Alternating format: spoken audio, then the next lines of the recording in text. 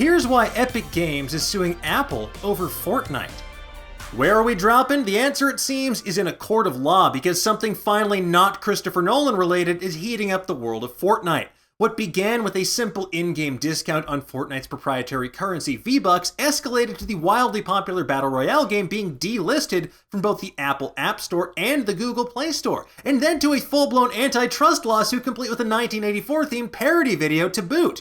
Or if I were to put this in layman's terms, Apple and Google yeeted Fortnite from their app stores, and now Epic Games is dabbing on the haters. Saying that took years off my life.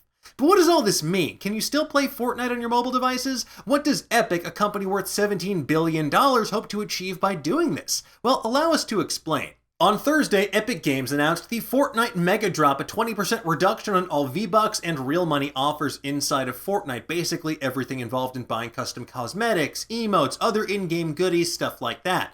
In doing so, they offered the option to pay Epic Games directly rather than paying through a company like Apple or Google, which would take a 30% cut of the proceeds, a fee known colloquially as the Apple tax, in spite of the fact that both companies do this.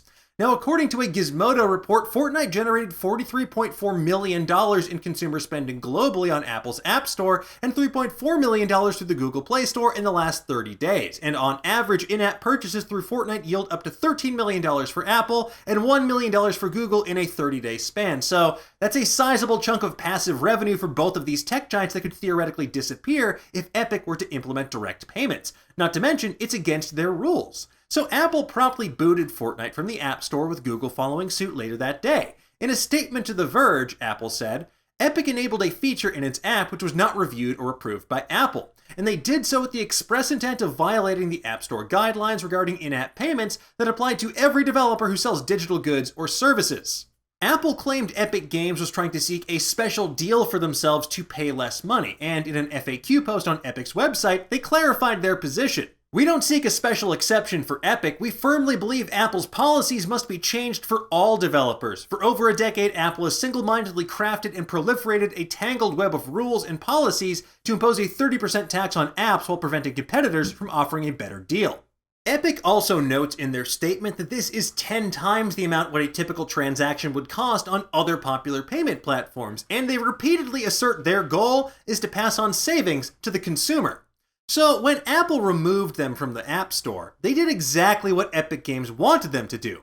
Because much like me trying to play Fortnite, Apple and Google quickly found themselves helplessly walled in, not by a teenager with their body weight and crafting materials, but by a massive lawsuit. Epic Games clearly anticipated this response and baited Apple into a lawsuit, filing a legal complaint against Apple alleging monopolistic practices and anti-competitive restrictions on mobile device marketplaces. And because drawing up legal papers of this size and stature isn't something you can just do in the blink of an eye, Epic Games knew exactly what they were doing and they came to play. Now this comes in the wake of increased scrutiny over Apple's App Store policies, in the wake of disputes with popular email management app Hey, Spotify, and encrypted messaging app Telegram, who also filed an antitrust suit against Apple recently.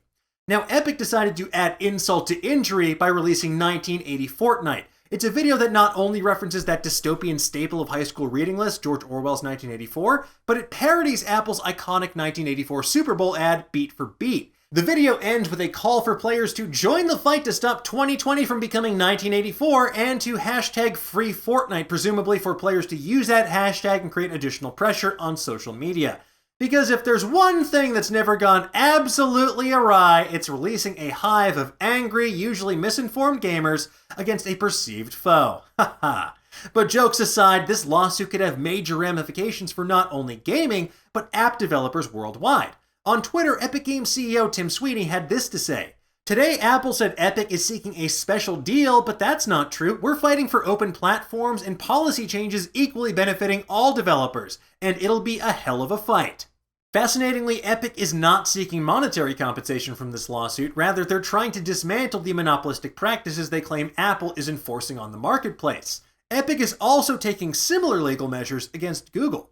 And according to The Verge, in lieu of releasing a savage parody video, they chose to roast the tech giant over their infamous "Don't Be Evil" slogan by saying, 22 years later, Google has relegated its motto to nearly an afterthought and is using its size to do evil upon competitors, innovators, customers, and users in a slew of markets it has grown to monopolize. Although not without their own fair share of controversies, Epic Games is perhaps in a unique position amongst companies to take on a massive corporation like Apple. Epic alleges that they're doing this to pass on the savings to the consumer and make a more equitable marketplace for all, and yes, a decision in their favor would result in a massive windfall for their company, but honestly the people who stand to gain the most are other iOS app developers who don't have Epic Games and Fortnite's insanely high margins.